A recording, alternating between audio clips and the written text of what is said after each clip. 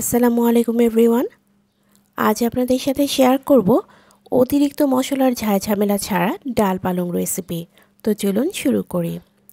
কড়াইতে আমি পরিমাণ মতো তেল দিয়ে দিলাম। তেলটা গরম হয়ে এলে বড় সাইজের একটা পেঁয়াজ কুচি করে দিয়ে দিচ্ছি, আর দিয়ে দিচ্ছি কয়েক কোয়া রসুন, সেটাও কুচি করে নিয়েছি।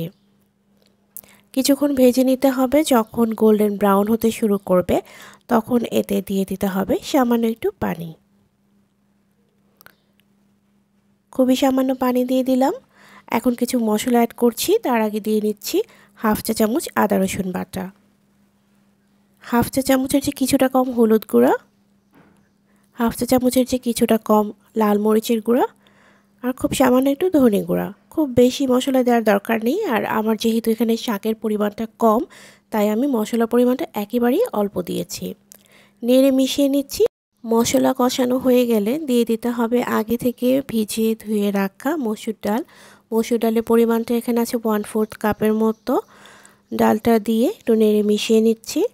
ডালটা খুব বেশি গলানো যাবে না, এতে করে শাকের টেস্টটা বেশি একটা ভালো আসবে না। সামান্য একটু পানি দিচ্ছি যেন ডালটা কিছুটা সিদ্ধ হয়। চুলার হিটটা মিডিয়াম টু লোতে আছে। ঢেকে অপেক্ষা করছি 2 থেকে 3 মিনিটের মতো। 2 থেকে 3 মিনিটের মধ্যেই দেখা যাবে যে ডালটা অনেকটা সিদ্ধ হয়ে গেছে, তবে আস্ত দানাদারি থাকবে। দেখতেই পাচ্ছেন, আমি আরেকটু ক্লোজভাবে দেখিয়ে দিচ্ছি। এরকম আস্ত দানাদার থাকবে। এই পর্যায়ে অ্যাড করে দিতে হবে ধুয়ে কেটে রাখা পালং শাক। আর পালং শাকটা খুব বেশি মিহি করে কাটার দরকার নেই, একটু বড় বড় টুকরো করেই কেটে নিলেই হবে। এখানে 1 আঁটি পালং শাক আছে। শাকটা দিয়ে তারপর এভাবে একটু মিশিয়ে নিতে হবে। মিশিয়ে অপেক্ষা করতে হবে আরও কিছুক্ষণ। আর শাকটা দেওয়ার পর খুব বেশি সময় রান্না করার কোনো প্রয়োজন নেই। 4 থেকে 5 মিনিটের মধ্যেই রান্নাটা হয়ে যাবে। ঢেকে অপেক্ষা করছি 2 থেকে 3 মিনিট। দেখা যাবে এই 2-3 মিনিটের মধ্যেই শাকটা নরম হয়ে এসেছে। সেই পর্যায়ে অ্যাড করে দিচ্ছি লবণ। লবণটা যেহেতু আমি আগে অ্যাড করিনি, স্বাদ অনুযায়ী লবণ দিয়ে দিলাম। আর 3-4টা কাঁচামরিচ মাঝখান থেকে একটু ফালি করে দিয়ে দিলাম।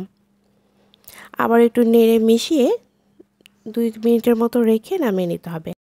আমি যেহেতু এই শাকটাকে শুকনো শুকনোই রাখবো, তাই আর পানি অ্যাড করিনি। আপনারা যদি কিছুটা ঝোল খেতে চান তাহলে শাকটা দেওয়ার পর সামান্য একটু পানি অ্যাড করে দেবেন।